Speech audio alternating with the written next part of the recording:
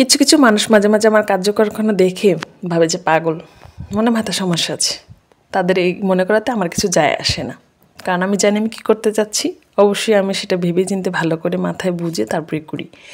Hello everyone, আসসালামু আলাইকুম। কেমন আছেন সবাই? নতুন একটি ব্লগ নিয়ে চলে আসলাম। তো সেদিন দিনটা ছিল বৃহস্পতিবার দিন। ভাবলাম শুক্রবার বাসা থেকে একটু মেহেদি পাতা বেটে মাথায় একটা হেয়ার প্যাক ব্যবহার করব। তবে মেহেদি পাতা অনেকগুলো, মাশাআল্লাহ আমাদের বাড়িতে অনেক মেহেদি পাতা আছে। আমি পুরো এক চালুন মেহেদি পাতা তুলে নিলাম গাছ থেকে। তো মেহেদি পাতাগুলো তোলার পরে ভাবলাম যে এগুলো আমি পাটায় বাটবো, বেটে হয়তো বা ফ্রিজে রেখে দেবো কিছু অংশ, তারপর বাকি অংশটা ব্যবহার করবো সবাই মিলে।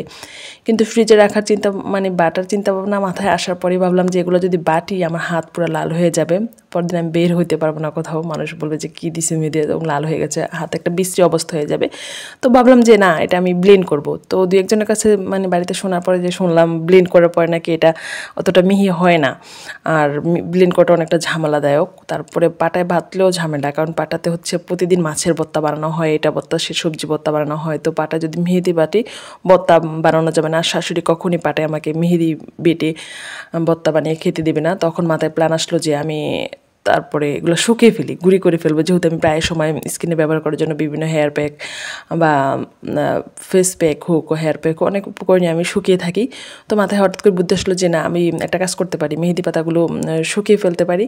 তো শুকানোর পরে দেখি যে এটা কী অবস্থা হয়। তো আমি একদিন রোদ দেওয়ার পরে আমার পাতা মুচমুচে হয়ে গেছে। তো দেখি না, একটু কিছু পাতা আবার কাঁচা কাঁচা রয়ে গেছে। তো সেগুলো তো ব্লেন্ড হবে না, সেজন্য আমি নেক্সট ডেতে জন্য অপেক্ষা করি। শনিবার আবার রৌদ্র দিই। রৌদ্র দেওয়ার পরে দেখি যে না, আমার পাতাগুলো একদম মুচমুচে হয়ে গেছে, মানে একদম মনে হচ্ছে হাতে কুচমুচে হয়ে যাচ্ছে। তো আমি রৌদ্রটা পড়ার পরে ব্লেন্ড করছি। তবে রৌদ্র থাকা অবস্থায় গরমে মুচমুচে ব্লেন্ড করলে হয়তো এত কষ্ট হতো না, বা আরও দ্রুত ব্লেন্ড করা যায়, তবে একদম হাতে পাতাগুলো ভেঙে ফেলা যাইতো। তো আমি ব্লেন্ডারে প্রথম কিছু পাতা দেওয়ার পরে দেখি যে ব্লেন্ড হচ্ছে না, আমার পাতাগুলো আস্তে আস্তে রয়ে যাচ্ছে। কারণ যেহেতু ওই ব্লেন্ডারে অনেক পরিমাণে মানে একদম ভরপুর করে দিতে হয়। তো আমি সবগুলো পাতা আস্তে আস্তে একবার ঢুকে চেপে চেপে দিয়ে তারপর ব্লেন্ড করার পরে এই যে ফাইনাল লুক, যে আমি এতটুকু গুঁড়ি বের করতে পারলাম। তবে আমার এখানে পুরো 1 কেজির মতো পাতা ছিল, অনেকগুলো পাতা। যেহেতু আমি 2টা ডালাতে ব্যবহার করে এই পাতাগুলো শুকাইছি, তারপর দেখি যে না, পাতা এতগুলো হয় নাই, হয়েছে পরিমাণ হচ্ছে যে মনে হয় কতটুকু হবে, 25 গ্রাম, 100 গ্রাম বা 150 গ্রামের মতো হবে যে আমার গুঁড়ি হয়েছে। তো এতগুলো পাতা থেকে কতগুলো মেহেদি হওয়ার কথা ছিল। আর যেহেতু না বাটতে পারার কারণে আমি অবশেষে ফাইনালি মেহেদি পাতার পাউডার তৈরি করে ফেললাম। তো এটা মেন হচ্ছে কি, যখন আমি চুলে কোনো হেয়ার প্যাক ব্যবহার করব, তখন এখান থেকে 1 চামচ পরিমাণ মেহেদি পাউডার নিয়ে নিব।